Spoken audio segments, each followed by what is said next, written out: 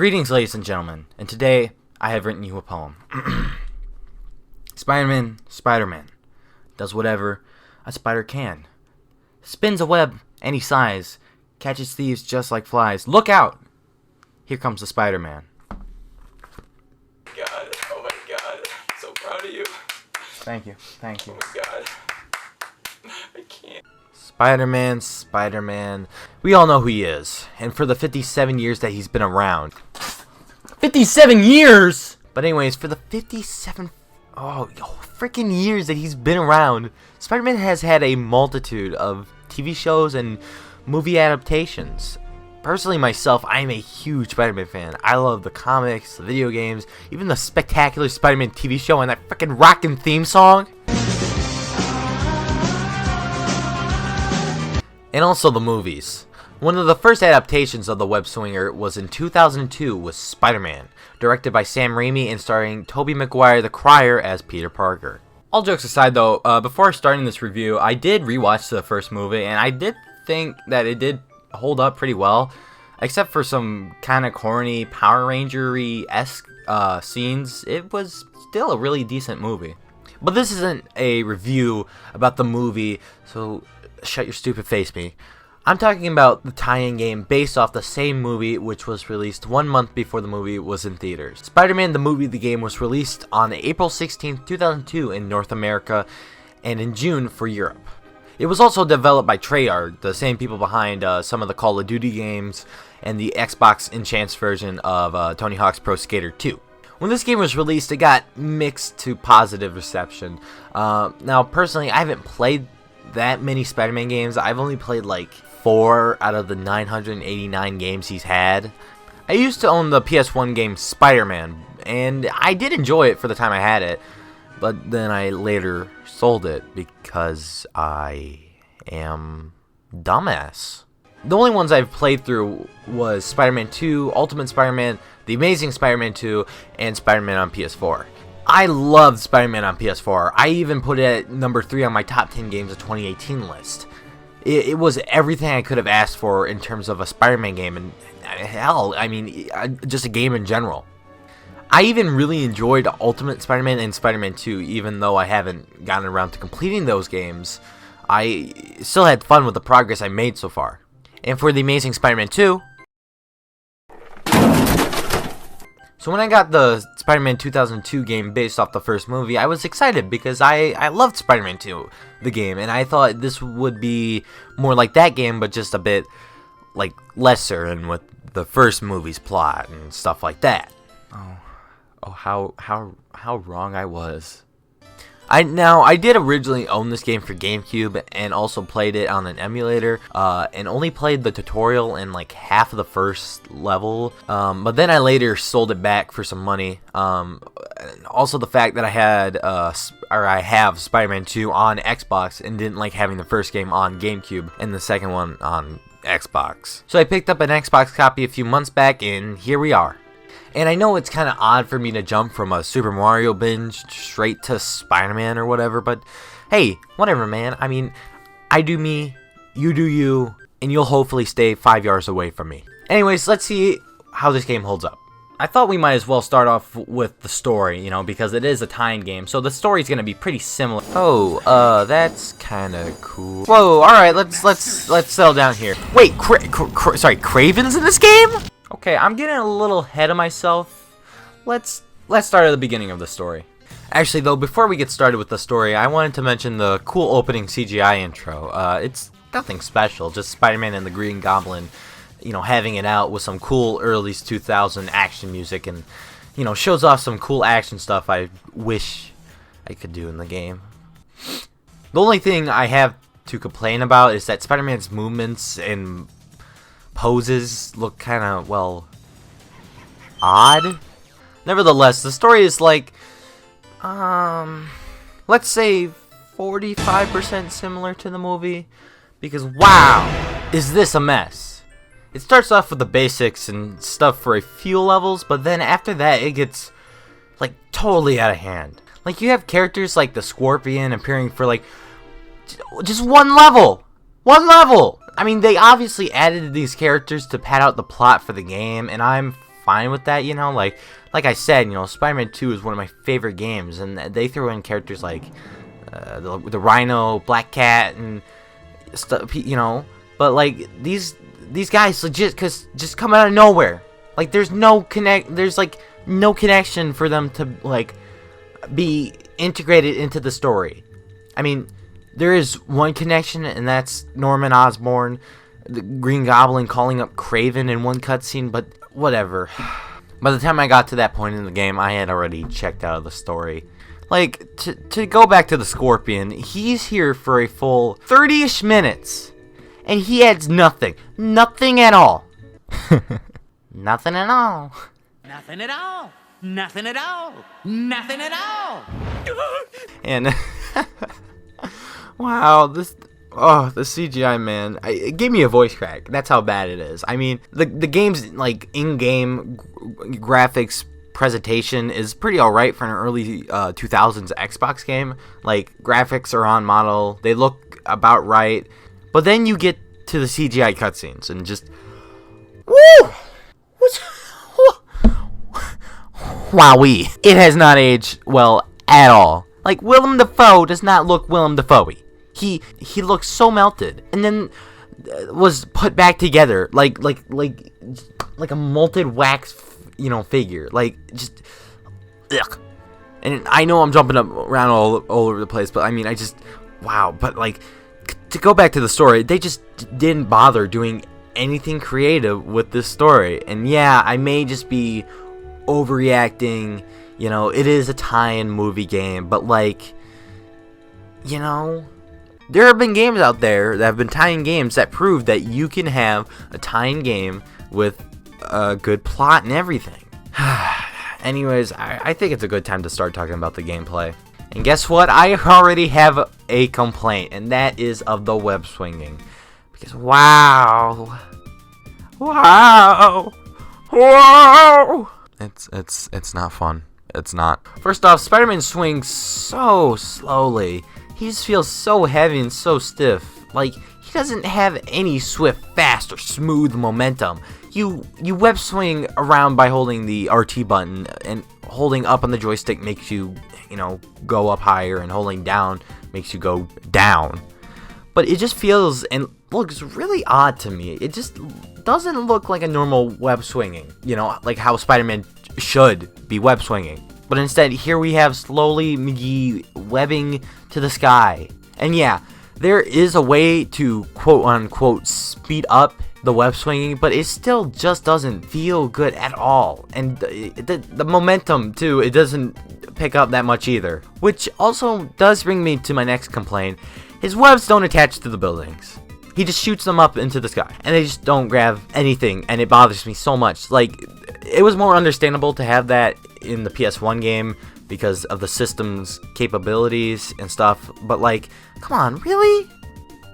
This is the OG Xbox. One of the most powerful consoles on the market in the early 2000s, and yet you can't have webs attached to buildings. And like, yeah, I know this game out for the GameCube and PS2, but like, still, they have Spider-Man 2 on them, and they're able to handle that. I mean, whatever, it's fine. It's not really, but whatever. You know, I'll move on to the combat. It's a basic combat system, not much to it, you know. The A button is jump, B is kick, X is punch, and Y is to shoot a web to wrap up enemies. Now, I'm fine with that to an extent because this combat is so slow and, again, stiff. Now, this doesn't mean that stiff controls are always bad. Just think of, you know, OG Castlevania trilogy, Resident Evil's tank controls. These all work well in their settings, but when it's in something like a fighting game, when you're playing as, you know, Spider-Man, the super agile web slinger, you know, and yet he punches like he has weighted gear on, like Goku's weighted gear from Dragon Ball. Anywho, you can collect these little gold Spider-Man emblems. They unlock new combos for Spider-Man to do. Also, while indoors, and this isn't a combo, but if you click LT, Spider-Man will web zip to the ceiling or the wall, and clicking down the joystick brings up a little target thing, so that way you can aim for where you would like to shoot the web. Also, side note, I'm not sure why, but my controls kept bugging up. Like, I would try to move in one direction, and then, like, Spider-Man would have, like a mental breakdown in what direction he wanted to go, and then sometimes he would, like, confuse that, and he'd be like, whoa, no, this way, nope, nope, and, it was just, it's kind of weird, and it was only in, like, the movement controls, nothing else. I don't know if it was just because I was playing on the 360, but, like, I'm not sure.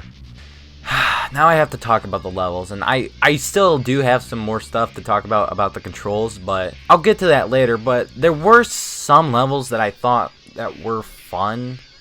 Most of them I just found uninteresting, but some of them were fun. That was for a short time.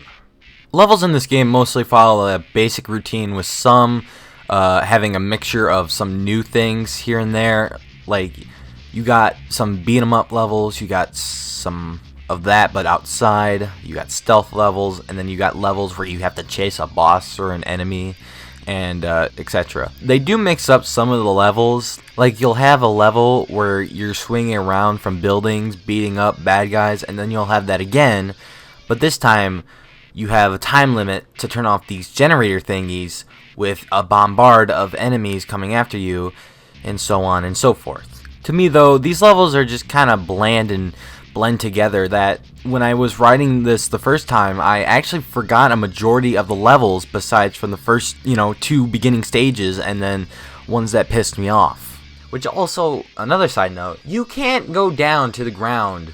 If you try to, going down to ground level, you just die. Like, why? Like, it's so weird.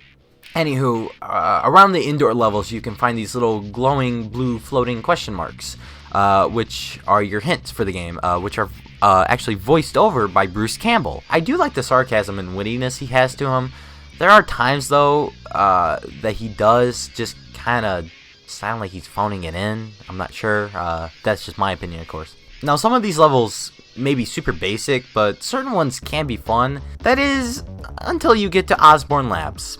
Let me explain. Later in the story, Peter finds out that Osborn is the Green Goblin. Whoa. So he sneaks into the Osborn laboratories, where he meets this one scientist dude who helps him figure out the locations of the reactors, and you have to sneak to them to shut them off. Sounds pretty simple, right? I've played my fair share of Metal Gear Solid. But here's where the problem starts. Throughout the game, as I mentioned earlier, I was having difficulties with the stealth control, and it was just really starting to piss me off. So one day after a recording session, I went to go eat lunch, and in my recommended was a Spider-Man playthrough by SGB. So I watched it, and that was when I figured out that enhanced controls were actually 3D controls, and classic were basically tank controls. What the fuck? What? Why? Why are you gonna... Why would you ever name the clunky controls classic? That just makes everyone think, including me, that those are the normal controls, the full 3D, movement controls. And why would you have, like, clunky tank controls in a game where you play as Spider-Man? By the time I changed the control style, I was already halfway through the game by this point, so I was not very happy. I was extremely pissed. And also, to add to my anger, was that when you switch the controls from classic to enhanced, it switches the placement of the web zip button from LT on the OG Xbox controller to one of the little white and black buttons. The game does not tell you this whatsoever. So for a good 20 minutes, while trying to complete this level, I thought my Xbox 360 controller was broken, causing me to just completely mess up so many times. And this level is so bad. You have to sneak around and turn off these reactor thingies, but the minute you get spotted by an enemy, these ridiculously strong robot guys come and beat the living crap out of you. Just leave me be! Like, I don't even know how anyone got past this part without the thought of setting this game ablaze. Boss fights, on the other hand, range from decent to just plain out stupid. The first fight against Uncle Ben's killer was pathetically easy. Then you got some of the Green Goblin's boss fights where you just chase him around and then you have a minute to beat him up, and so on and so forth, repeat. And then there's the Vulture, Shocker, and Cravens boss fight. Vulture's boss fight starts out with you having to chase him up this tower, or try to get to the top of the tower where he's hiding, with the Vulture just throwing a hell ton of grenades at you. Then, after that, you chase him around for a few, and then, you get a second to beat him up. Shocker's fight isn't anything special, besides from this stupid little segment where you have to zip between the corridors, but it doesn't work because the minute the pixel of your foot is out in the open, you're gonna get hit by his shockwaves. Now, Cravens Fight, oh boy, okay, Cravens Fight. I hate this one so much. At the start, he poisons you, so throughout the level, you just start losing health. At random times, too. And then you get to him, and it's so confusing. Like, it just doesn't make any sense. You have to chase him around, and add on to that, he's like ridiculously strong, and you just lose health at random moments. And for the good first half of the boss fight, I didn't know that there were other rooms I could go into where there were health pickups. So there's that. Without a doubt, though, the OST is the best thing in this game because it's just the score from the film. I'm ready to finish this. So, after getting through a bunch of bullcrap, you reach the final level. After the Green Goblin kidnaps MJ, you chase him around for a bit, and then you reach the boss fight on top of the bridge.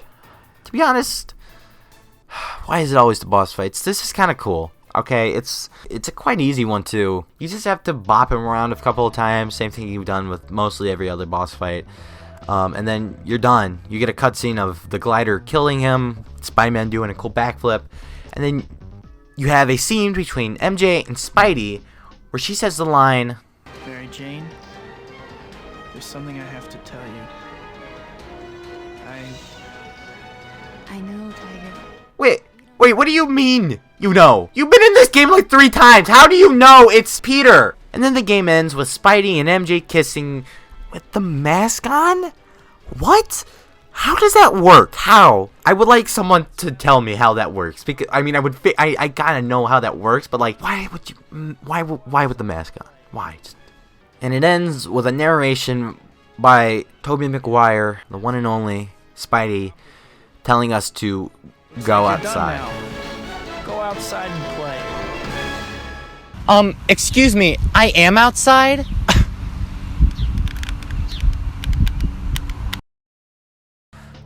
So that was Spider-Man the movie, the game. And wow, I got a lot more irritated with this game than I thought I would be when I first picked it off my shelf to review. I just really feel like they took everything from the first 2 Spider-Man PS1 games and then threw them onto the Xbox and didn't bother improving anything about those and made it less fun somehow. I had Spider-Man, the PS1 Spider-Man game. I thought that game was fun. But hey, if you enjoyed this game when you were younger, more power to you. I just think it's bad. But something that caught me off guard is that this game actually has some cool extras, like a complete story mode where you play as Harry Osborn trying to figure out his father's death, with Harry using the Green Goblin suit, who's actually voiced by none other than Josh Keaton, who would go on to voice Spider-Man of the Spectacular Spider-Man series. And a few others too, unrelated to Spider-Man, that is, of course. And then there's also a bowling alley minigame with a wall of the game's developers and a multitude of playable characters. Some absolutely weird ones, like this Matrix, or what, quote-unquote Matrix one, that's what it says on GameFAQs. What is that? And also a first-person mode. So yeah, I just didn't like this game very much, and hey, there's Jacob. But I didn't like this game very much, and that is just my opinion, and hopefully I don't get anyone in the comments calling me a big, dumb, poop butthead, for not liking this game, but please be nice.